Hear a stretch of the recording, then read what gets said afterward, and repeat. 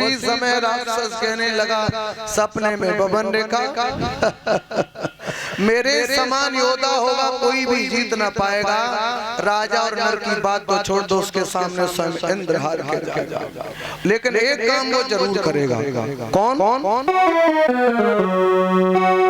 कि ऋषियों मुनियों गौ ब्राह्मण को बेशक वो बहुत सताएगा, सत वो बहुत सताएगा, पर ध्यान रहे वो भगवान मारने आए।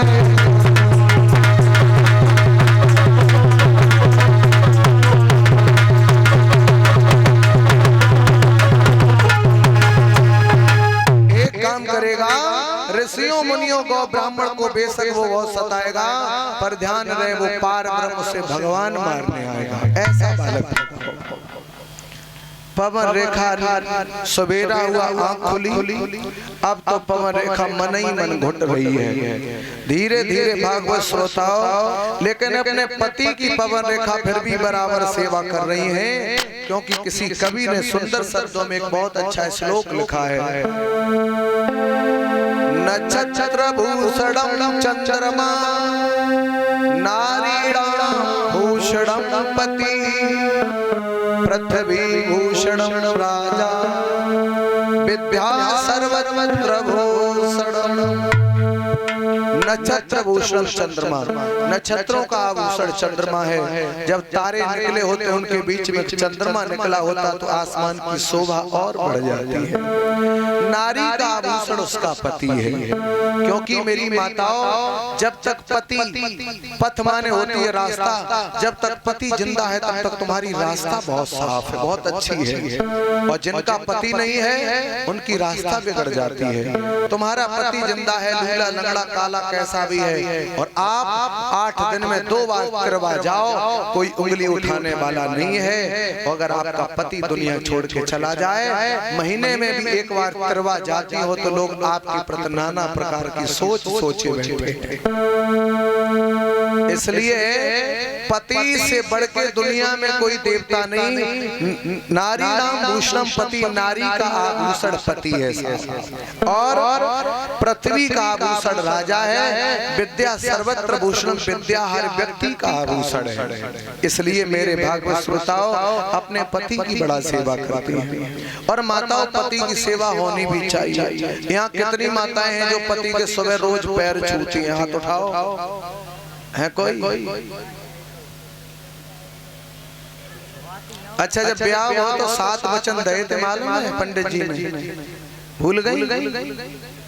कौन कौन से वचन मालूम है? 7 ही जिएंगे, 7 ही मरेंगे, दुख सुख में साथ निभाएंगे। अपने पति से बढ़ के हमारी नजरों के सामने दुनिया में भगवान भी नहीं होंगे, और हम उसके बाद पति की रोज सेवा और रोज पति के चरणों में रहूंगी।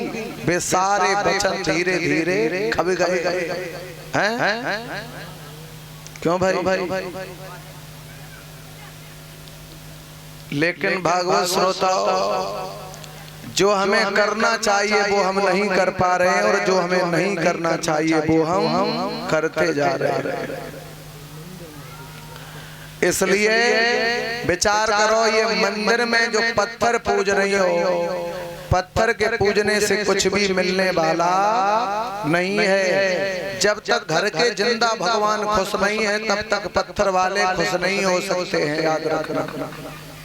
कौन से? जिंदा वाले। अच्छा, एक बात बताएं, यहाँ कितनी माताएं ऐसी हैं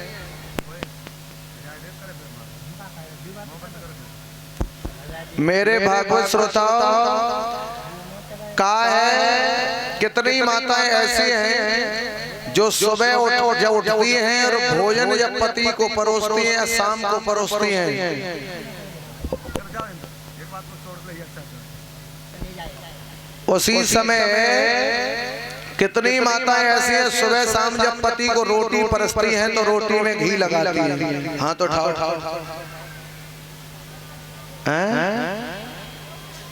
बनाए मार्डरविल को घूम रही का चक्कर है। देख ले हमारे बड़े बड़े दद्दा जदसा है, घर में घी 5 किलो पैक रखो है, वो काहे के लिए मालूम है? राम नाम सत्य है, राम नाम सत्य है।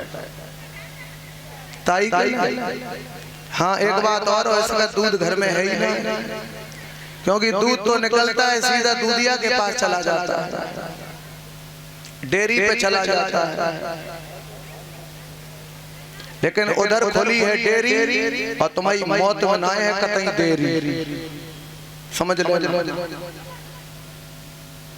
इसलिए एक बात याद रखना, कैसी खेती किसानी का काम करते हो, वैसे किसानों को दूध नहीं बेचना चाहिए। क्यों?